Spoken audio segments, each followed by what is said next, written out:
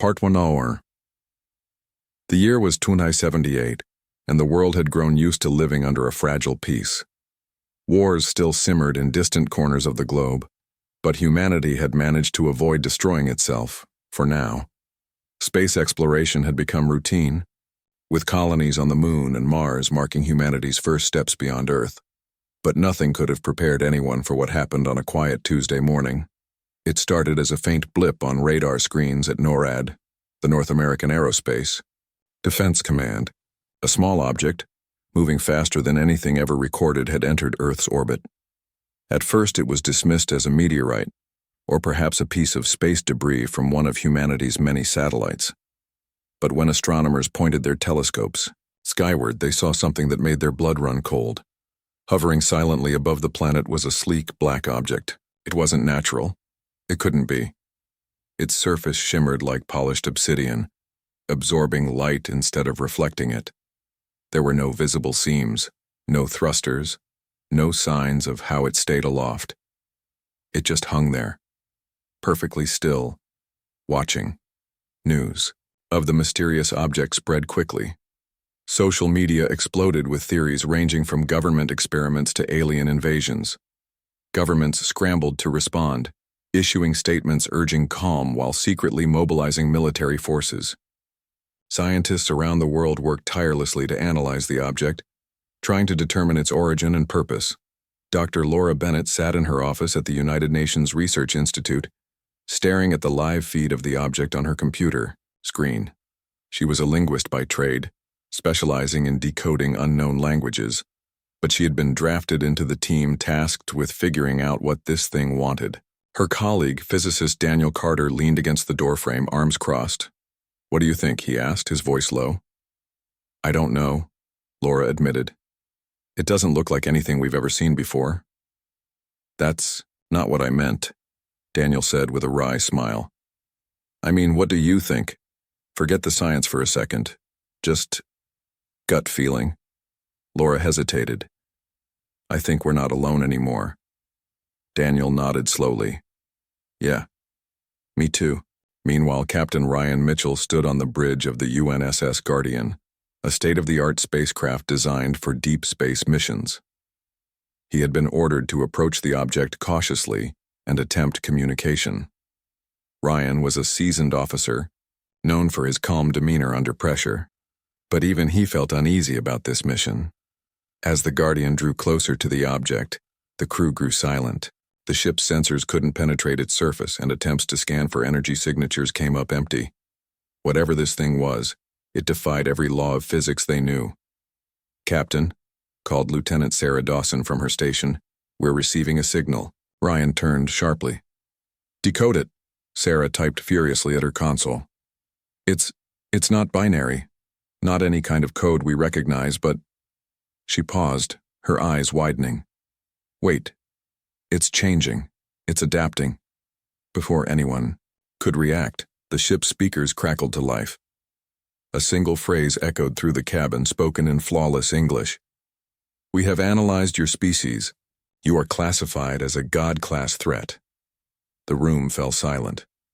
Everyone stared at each other, unsure if they'd heard correctly. "What does that even mean?"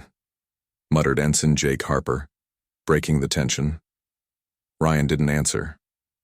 Instead, he ordered the ship to retreat to a safe distance. Whatever this thing was, it clearly knew more about humanity than anyone had anticipated. Back on Earth, panic began to set in.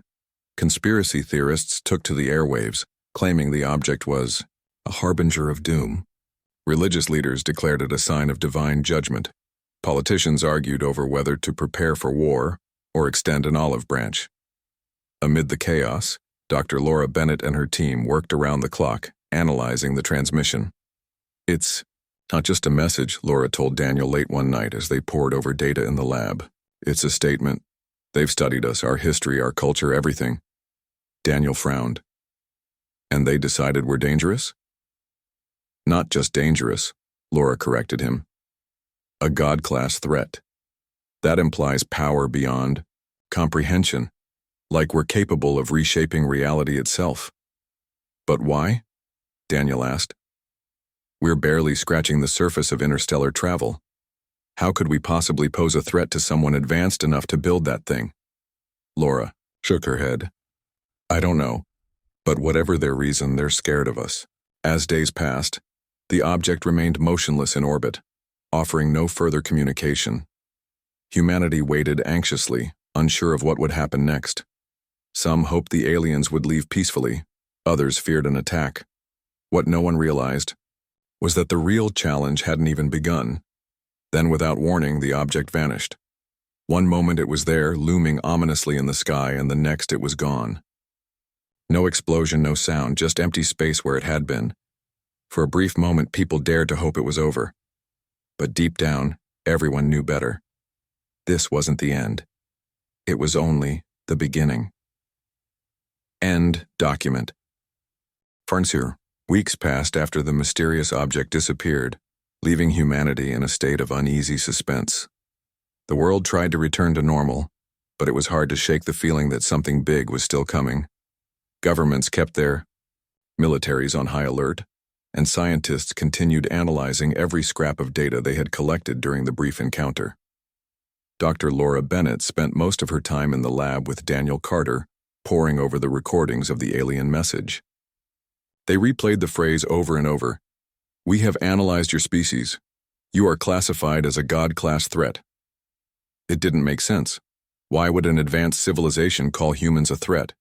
Humanity hadn't even left the solar system yet.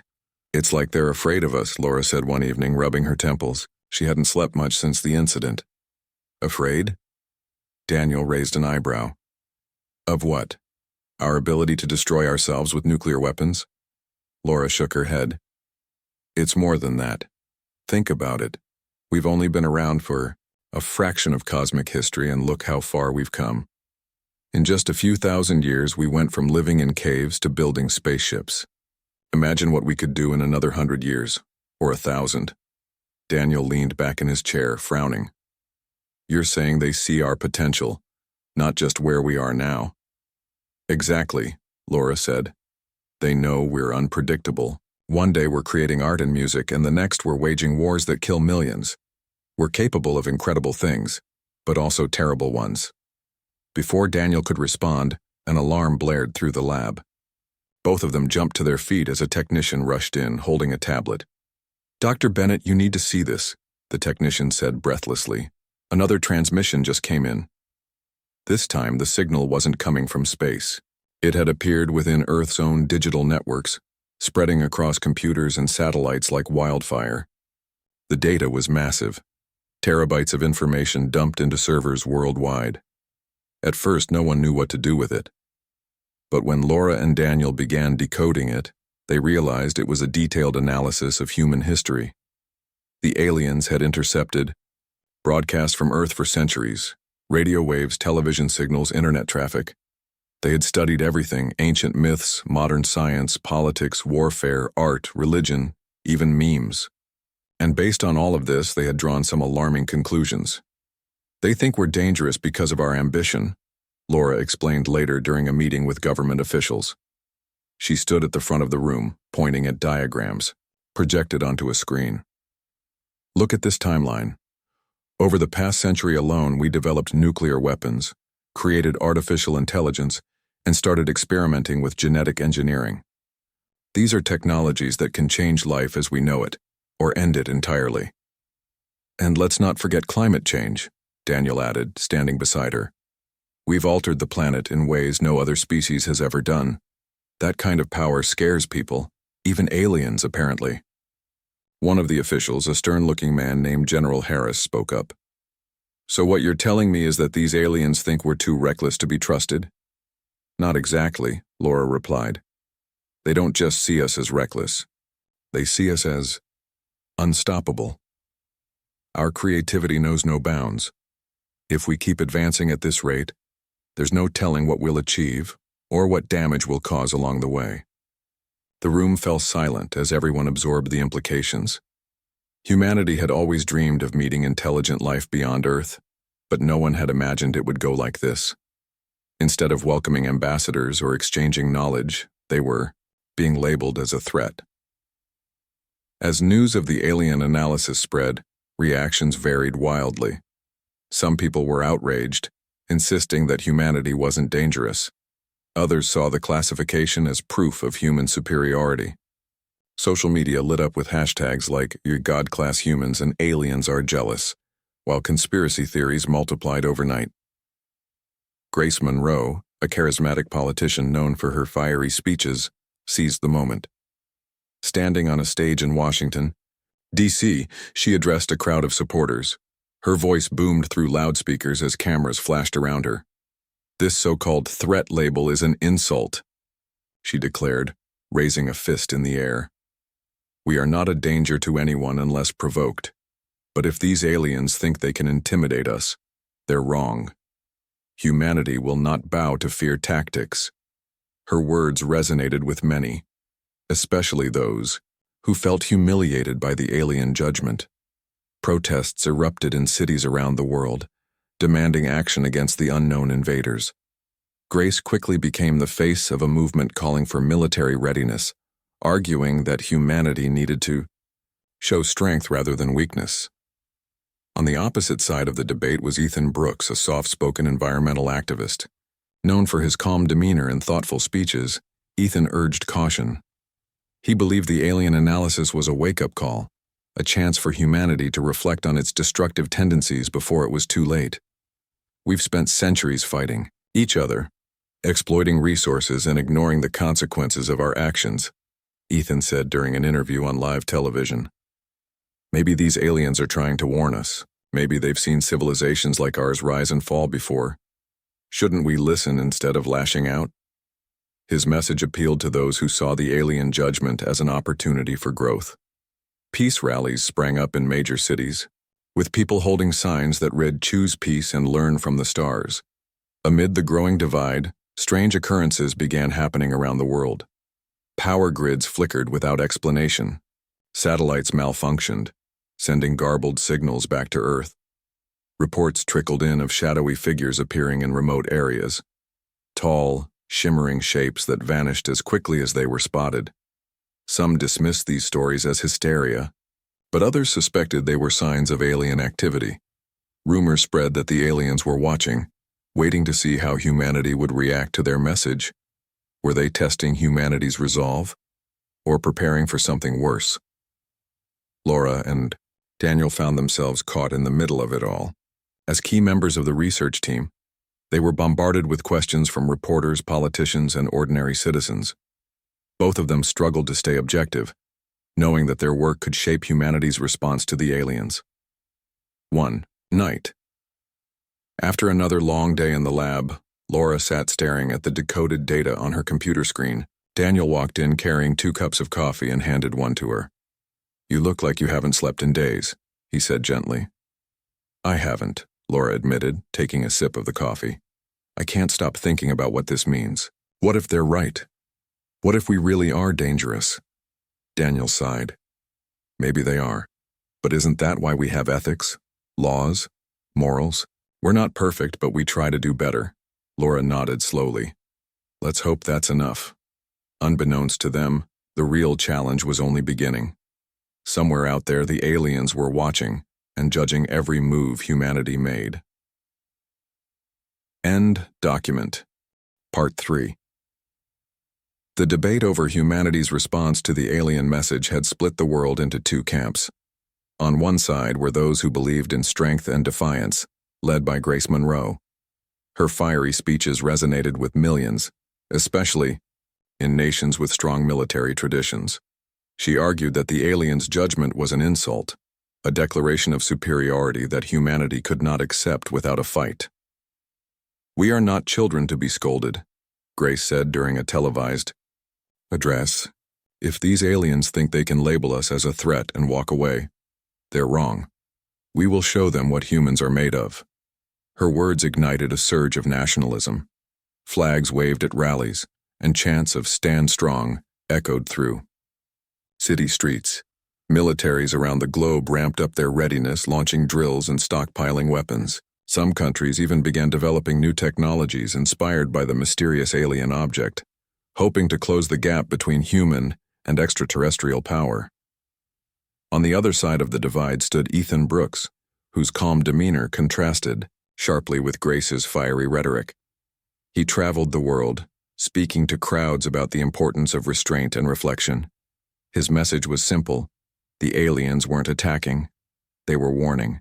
Humanity needed to listen, not lash out. The aliens didn't come here to destroy us, Ethan told a packed auditorium in London. They came to observe. They've seen civilizations like ours rise and fall.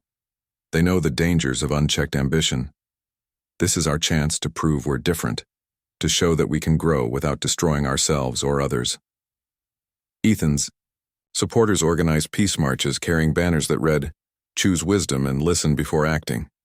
Schools held discussions about the meaning of progress, and environmental groups used the moment to highlight the damage humans had done to Earth.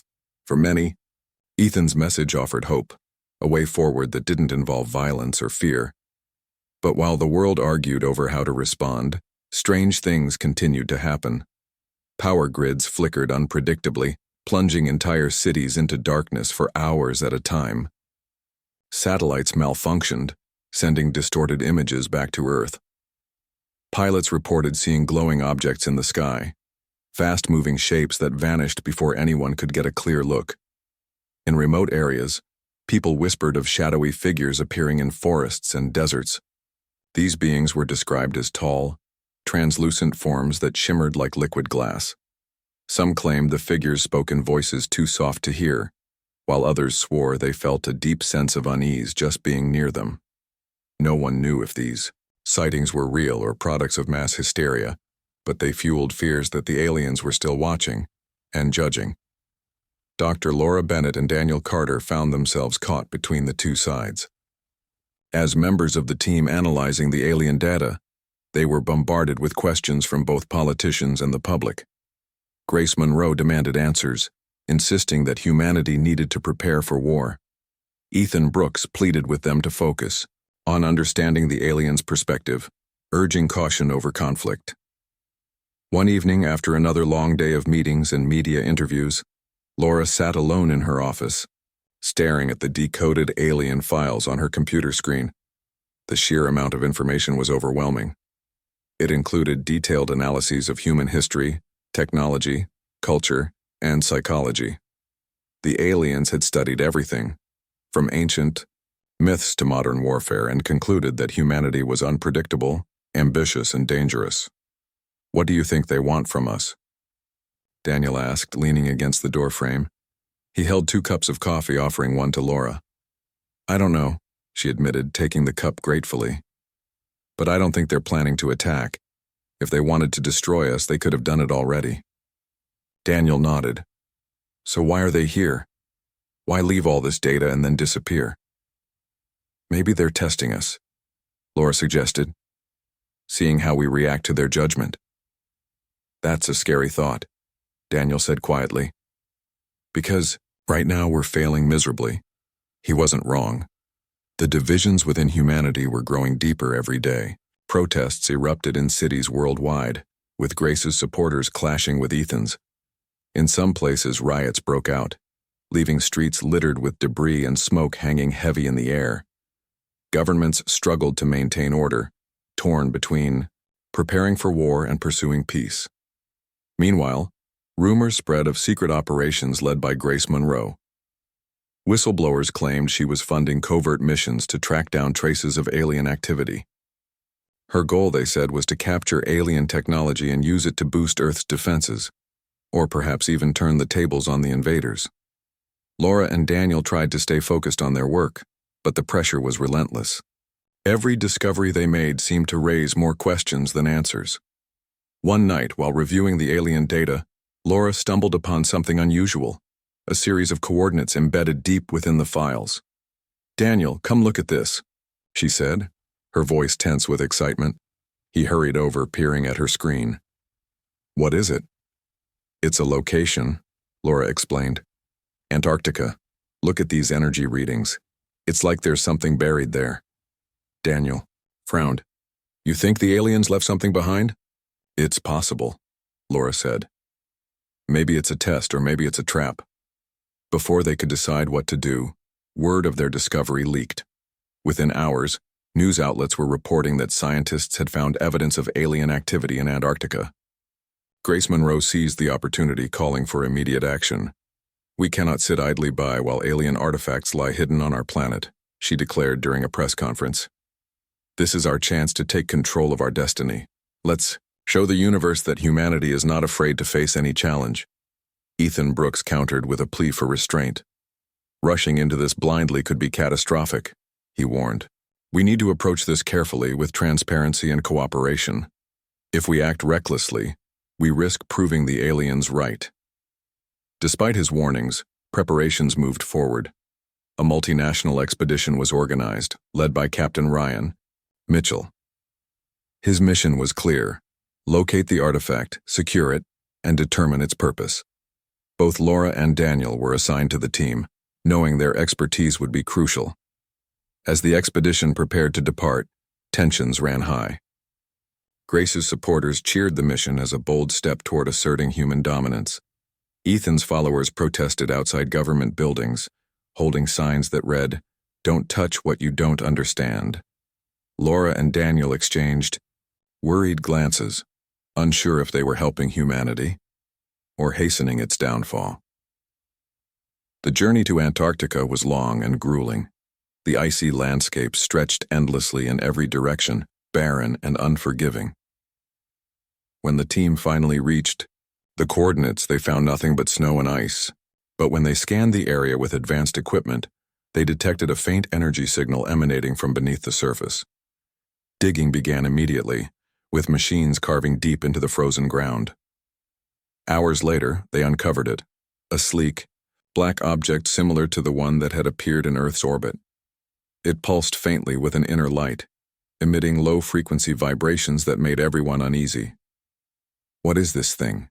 Ryan asked, staring at the artifact. Laura shook her head. "I don't know, but whatever it is, it's powerful." As the team debated what to do next, one thing became clear. Humanity was standing at a crossroads. The choices they made in the coming days would shape not only their own future, but perhaps the fate of the entire universe. End document. Part 4. The artifact lay in the frozen expanse of Antarctica, its smooth black surface shimmering faintly under the harsh polar lights. It was smaller than the object that had appeared in Earth's orbit, but no less mysterious. The team stood around it, their breath visible in the cold air, unsure of what to do next. Captain Ryan Mitchell broke the silence. "All right, everyone," he said firmly. "We need to assess this carefully. No one touches it until we know more." Dr. Laura Bennett nodded, her eyes fixed on the artifact. She couldn't shake the feeling that it was watching them, even though it didn't have any visible sensors or cameras. Beside her, Daniel Carter adjusted his equipment, scanning the object for energy signatures. "This thing is emitting a strange pulse," Daniel muttered, frowning at his tablet. "It's not like anything I've seen before. Whatever it is, it's alive, or at least active." Grace Monroe's voice crackled over the radio. Back at headquarters, she had been monitoring the expedition closely. "Captain Mitchell, report, what's the status?" Ryan hesitated, glancing at the artifact. "We've located the object. It's intact and appears to be functional. We're running tests now." "Good," Grace replied sharply. "Don't waste time. Bring it back to base immediately." Ryan exchanged a worried look with Laura. They both knew that moving the artifact could be dangerous, but Grace wasn't asking, she was ordering. Before they could respond, Ethan Brooks's voice came through on another channel.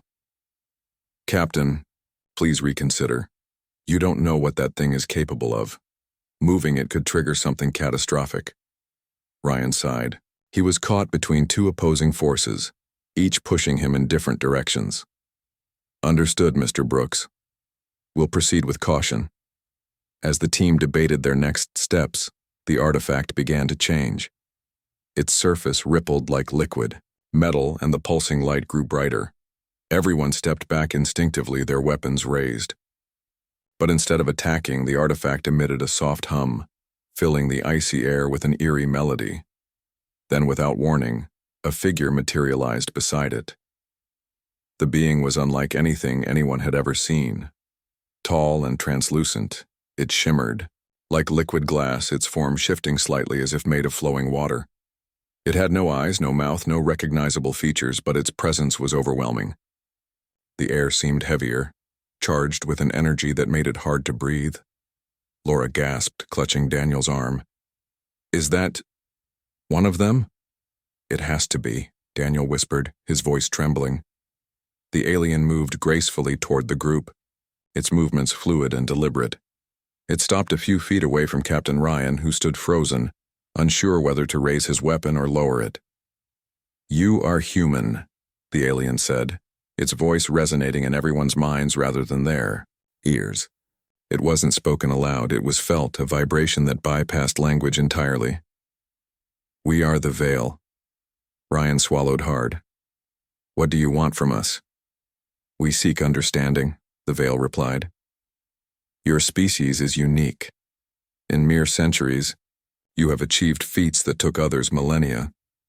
Yet your ambition is matched only by your recklessness." Laura stepped forward cautiously. "You analyzed our history. You called us a threat. Why?" The Veil turned its shimmering form toward her. "Because you possess the potential to create and destroy on a scale beyond comprehension. You build gods within yourselves, yet your morality lags behind. This imbalance makes you unpredictable, dangerous." Ethan Brooks's voice came, over the radio again, softer this time. "Ask them why they left the artifact. What is it for?" Laura repeated the question aloud. The Veil paused, as if considering how to answer. "The artifact is a reflection," it said finally. "It shows you who you are and who you might become. Whether it becomes a tool of creation or destruction depends on your choices." Grace's voice interrupted once more, impatient and demanding. "Tell them we're ready to cooperate. We'll prove ourselves worthy." The Veil tilted its head, as if studying her words. "Worthiness cannot be proven through declarations. It must be demonstrated through actions." With that, the alien turned and began walking away, its form fading into the icy mist. Before disappearing completely, it added one final statement. "Choose wisely. The universe watches." For several moments, no one spoke. The team stared at the artifact, now silent and still once more. The weight of the Veil's words hung heavy in the air. "What do we do now?" Ryan asked, breaking the silence. Laura looked at the artifact, her mind racing. "We need to understand it before we do anything else. If we rush, we risk making a mistake and proving the Veil right." Daniel nodded in agreement. "She's right. This isn't just about us anymore. It's about showing the universe that humanity can rise to the occasion." But Grace had other plans. Back at headquarters, she ordered her operatives to prepare extraction teams. "If the aliens won't give us answers, we'll take them ourselves," she told her advisors. "That artifact holds secrets we can use, secrets that could save us or rule the stars." Ethan, meanwhile, worked tirelessly to expose Grace's intentions. He gave interviews, wrote articles, and rallied his supporters, warning of the dangers of tampering with alien technology. "This isn't about power," he argued. "It's about responsibility. Humanity has been given a chance to prove itself. Let's not squander it." As tensions escalated, Laura and Daniel found themselves torn between loyalty to science and duty to humanity. They knew the artifact was a test, but passing it wouldn't be easy. One night, as they reviewed the data in their makeshift lab, Laura voiced her fears. "What if we fail? What if we're not ready for this kind of responsibility?" Daniel placed a reassuring hand on her shoulder. "We don't have a choice. If we don't try, someone else will, and they might not care about the consequences." Laura nodded slowly. "Then let's make sure we get it right."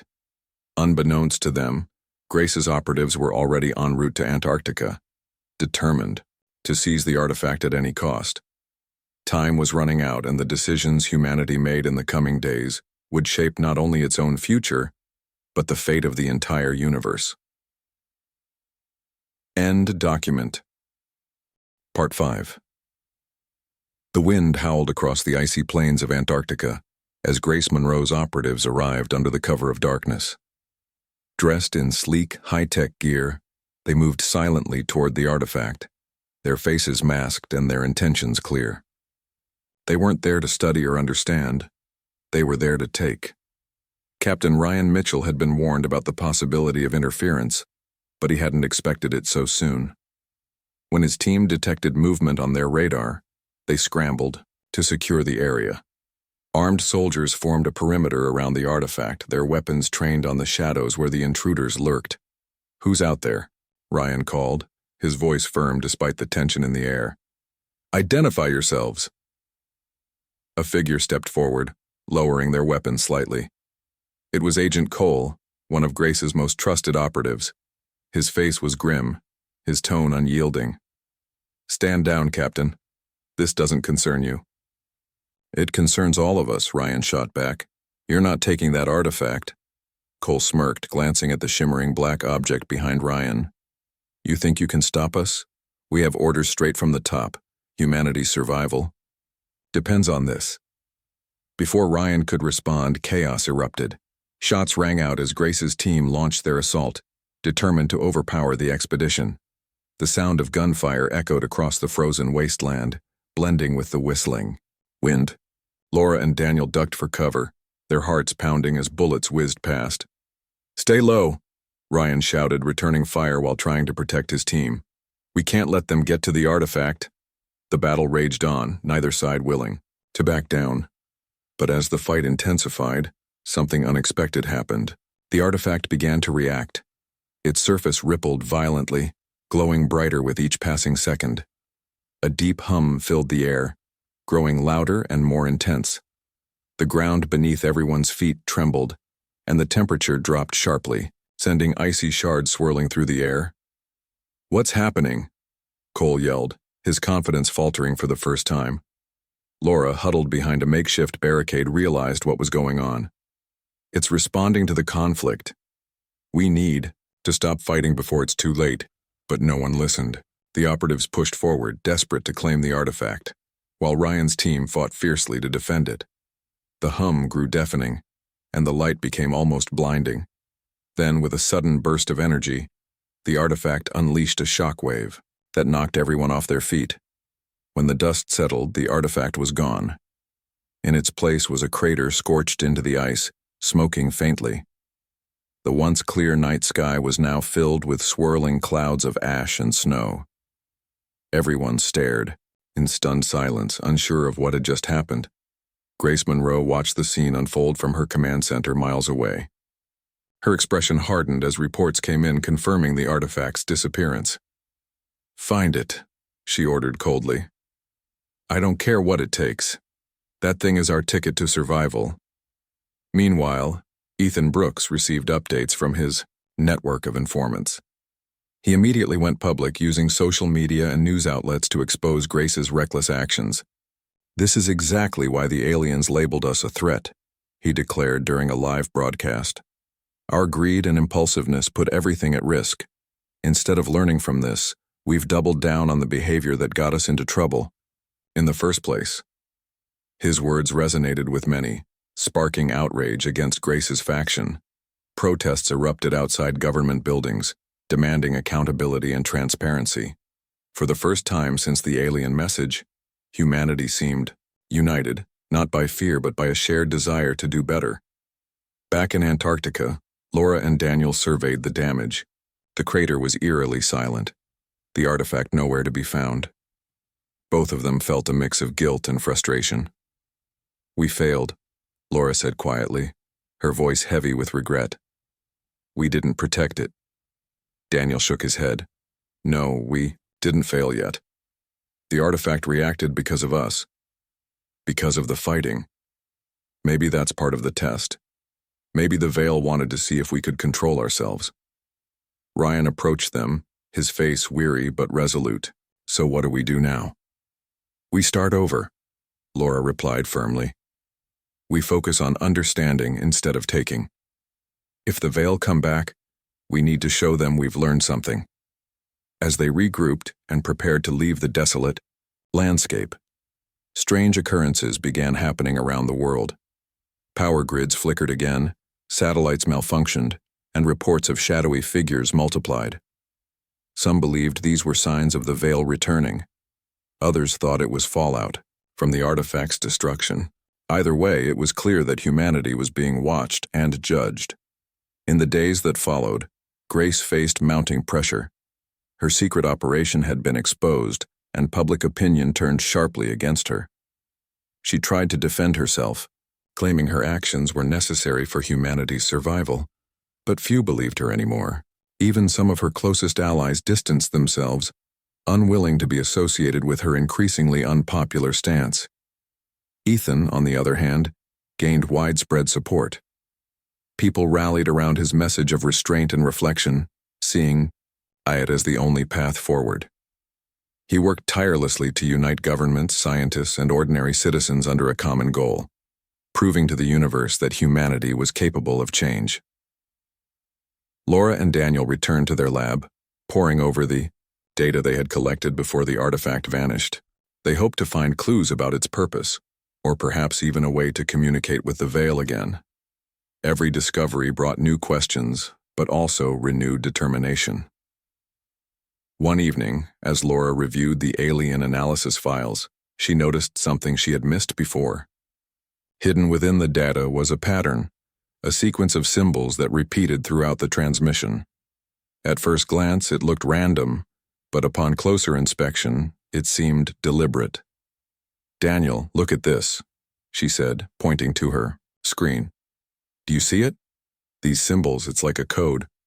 Daniel leaned in, studying the sequence. "You're right. It's too consistent to be accidental. What do you think it means?" "I'm not sure yet," Laura admitted. "But I think it might be important. Maybe it's a message or a clue about what the Veil want from us."